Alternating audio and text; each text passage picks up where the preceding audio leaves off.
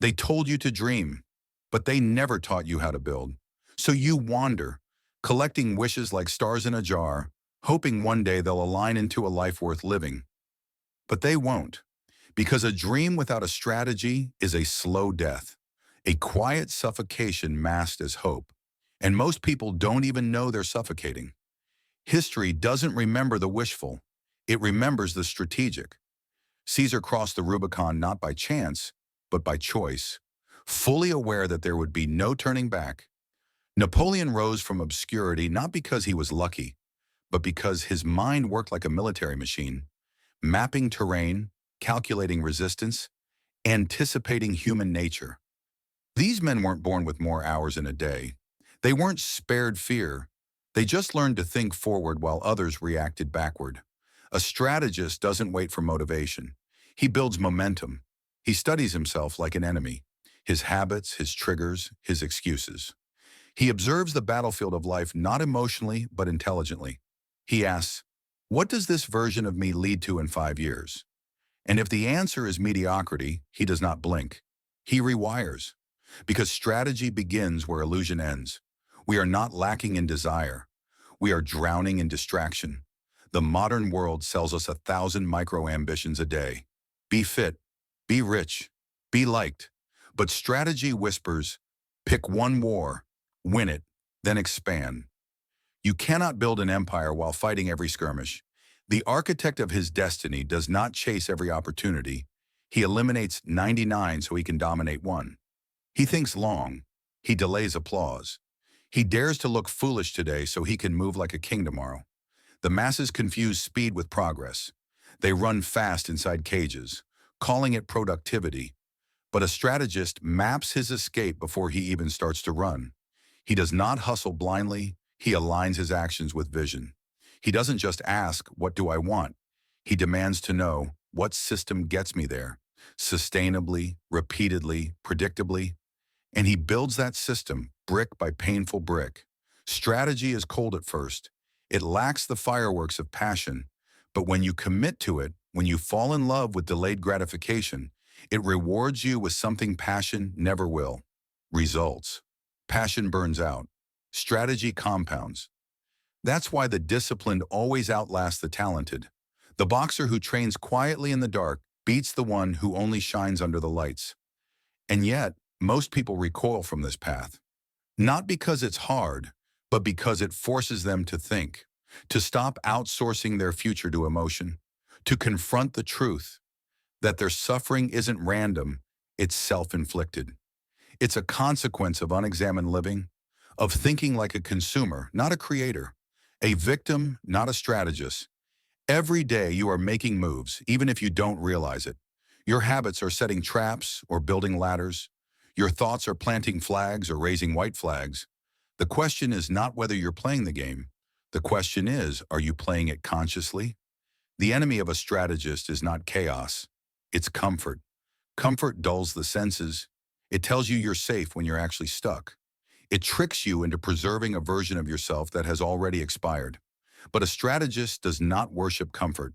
He uses discomfort as a compass. He understands that every breakthrough begins with tension. Every transformation starts with pressure. Diamonds aren't born from calm, and neither are exceptional lives. So he studies the tension.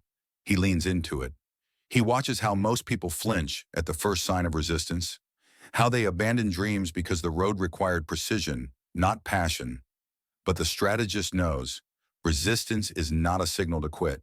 It is data. It reveals where the work must go. It shows where the mind is still ruled by fear, where the will is still soft, where the plan must evolve. He trains his mind to see patterns others miss. Where the average man sees failure, the strategist sees feedback. Where the masses see obstacles, he sees pressure points. Strategy is not just about thinking ahead, it's about thinking beneath the excuses, beneath the chaos, beneath the stories you've told yourself for years. Strategy asks, what is the root? Not what happened to me, but why did I let it continue? You can lie to yourself for decades with good intentions, but a strategy only thrives on clarity, brutal, surgical clarity, the kind that cuts away illusions like dead weight. That clarity doesn't come from comfort. It comes from solitude, from silence, from deliberately stepping outside the noise so you can hear your own thoughts naked and unfiltered. And that silence is terrifying, because in it, you realize that no one is coming to save you. There is no perfect time. There is no guaranteed path. There is only you, your patterns, your preparation, your perspective. That's when the shift begins. When you stop looking for shortcuts and start sharpening your sword. When you stop begging for inspiration and start building discipline. When you stop identifying with the version of yourself that reacts and step into the one that creates. The greatest strategists in history were not merely thinkers. They were actors. Calculated, relentless, imperfect actors. They understood that no amount of planning matters if the muscles won't move. So they moved, even when afraid, even when uncertain, because action reveals more than analysis ever will. You do not need a perfect blueprint. You need a direction, a commitment, and the willingness to course correct. Because no plan survives first contact with reality. And that's the beauty of strategy. It isn't rigid, it's responsive. It evolves as you evolve. It grows stronger with every iteration. And with it, so do you. What separates the strategist from the dreamer is not intelligence, it is consistency. The dreamer starts strong but fades. The strategist adapts, recalibrates, perseveres. Not because he feels like it, but because his mission is bigger than his mood. And while others chase intensity, he chooses sustainability. He knows that the life he wants is not built in one great act, but in thousands of small, deliberate ones. That greatness is not a moment. It is a system. The world crowns the visible. It celebrates the results. But the strategist knows the real victory is internal. The real work is done when no one's watching. In the early hours, in the quiet disciplines, in the decisions to remain loyal to the vision, long after the excitement has died. That is where a life of power is born. Discipline is not the enemy of freedom. It is the birthplace of it. The world has lied to you, told you that to be free is to follow every impulse, to chase every desire, to live in perpetual spontaneity. But that is not freedom. That is slavery in disguise. A man ruled by his emotions is not free. A man hijacked by every craving, every distraction, every whisper of fear, he is owned, not sovereign. The strategist understands this. He does not trust his impulses. He inspects them. He interrogates them. Because he knows that not everything that feels good is good. He knows that growth rarely feels like pleasure, and that pain, when filtered through purpose, becomes the raw material of power. So he leans into discomfort, not for masochism, but for mastery. And this mastery begins with self-command. The ability to tell your mind where to go and have it obey. The ability to endure boredom, to reject the dopamine trap, to delay gratification not for a month, but for years if that's what the vision demands. The strategist trains for this. While others scroll, he studies. While others complain, he recalibrates. While others seek pity, he designs leverage. This kind of thinking is rare, because it demands that you stop blaming the economy, the algorithm, your childhood, your genetics, and instead ask, what can I control today? And the answer is always the same.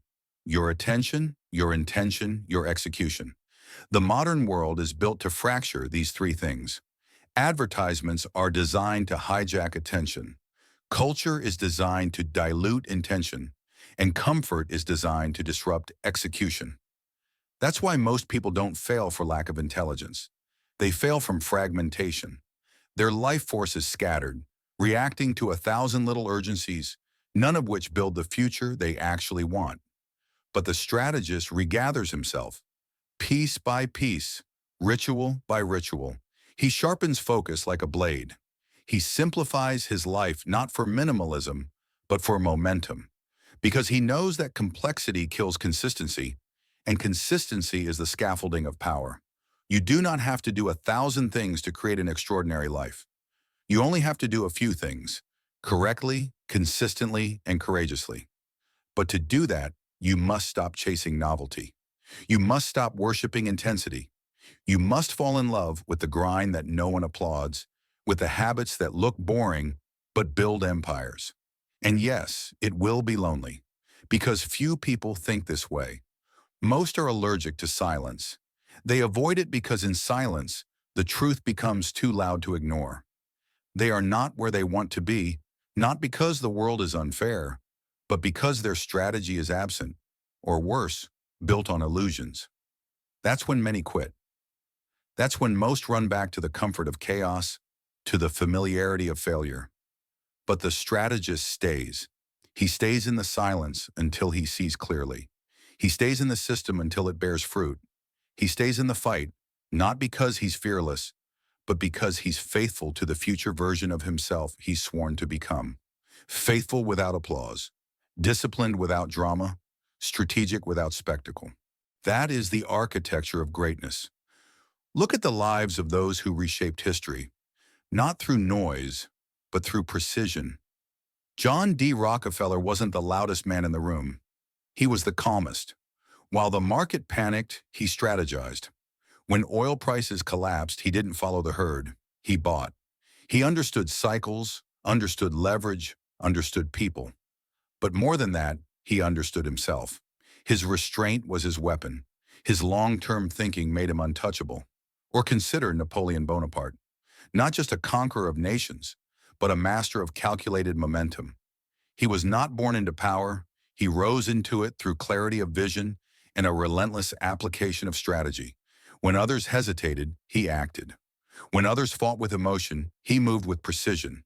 He studied terrain, psychology, timing, not just of war, but of people. He knew that silence could be a sword, that retreat could be a trap, that pause could precede dominance. His genius was not in brute force, but in foresight. He didn't just react to events, he shaped them. And when the world was watching, he didn't speak to impress, he moved to imprint. That is the essence of strategic thinking, the ability to command not just armies, but consequences. This is the essence of strategic power. It is invisible until it is undeniable. And what of Napoleon Hill himself? He did not begin as a man of wealth or fame. He was a coal miner's son, broke, unknown. But he asked different questions.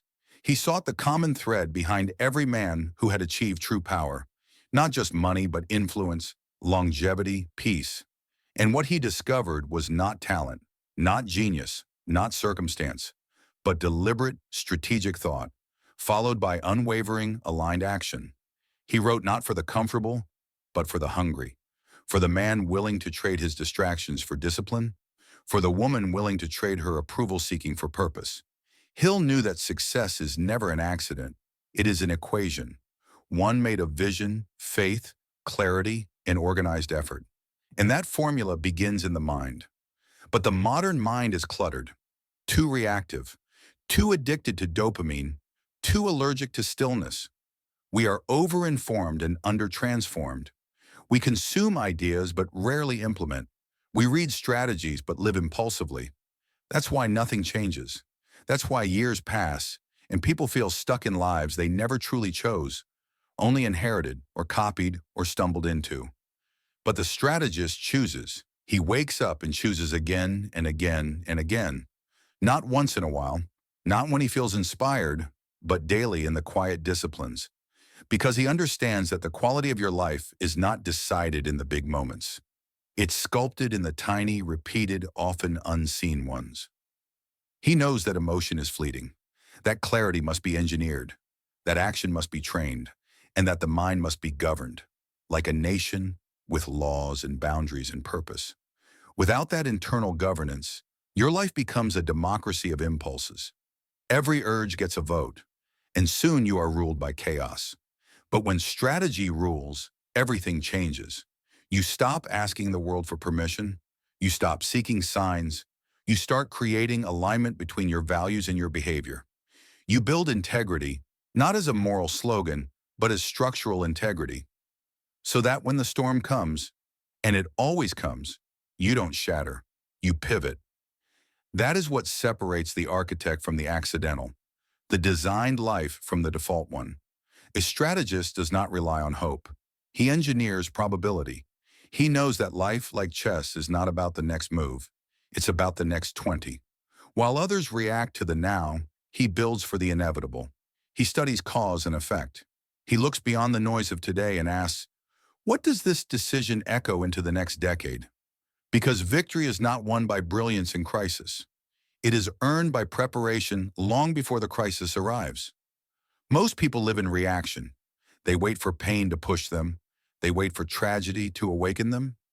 But the strategist doesn't wait. He initiates. He does not need a breakdown to spark a breakthrough.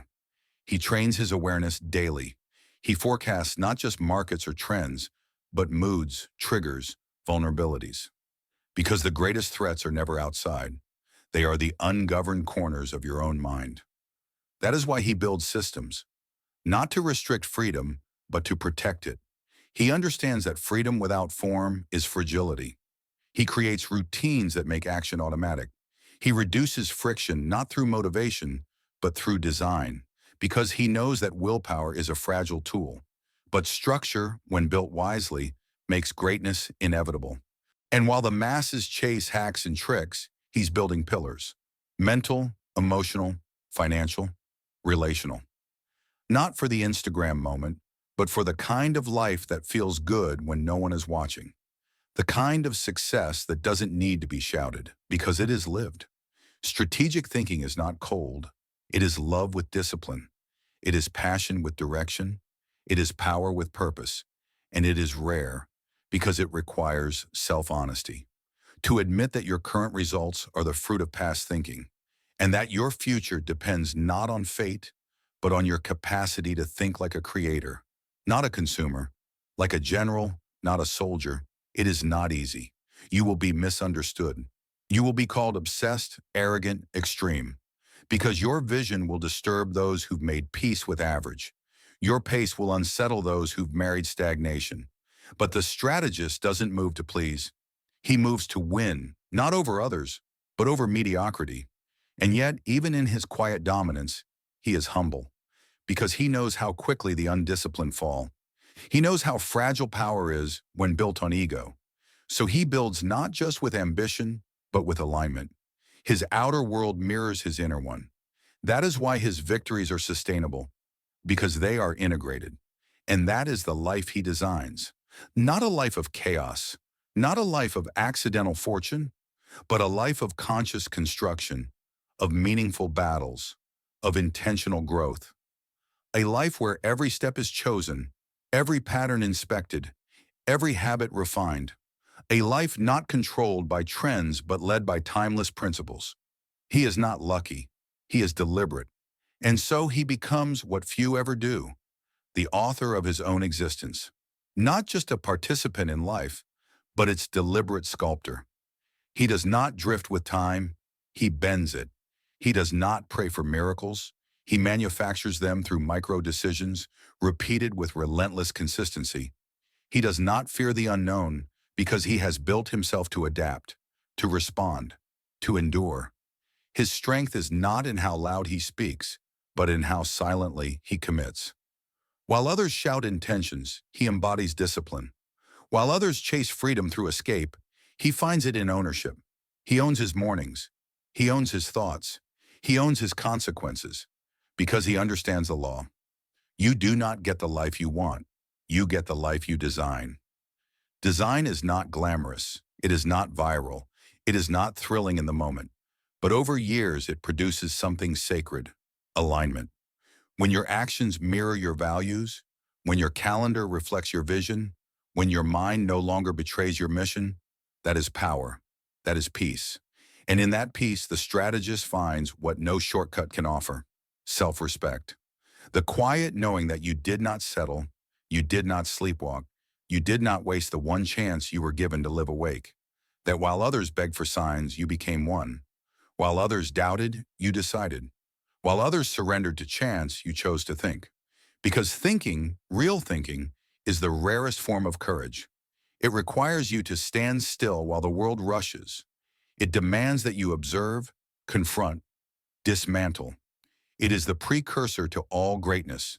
Behind every empire, every revolution, every reinvention was a mind that dared to ask, what if I lived on purpose? And so must you. Not someday. Now, not with perfection, but with precision, not with noise, but with strategy. Because the life you want is not a fantasy, it is a formula. And the moment you stop wishing and start thinking like a strategist, that life begins. Quietly, powerfully, inevitably.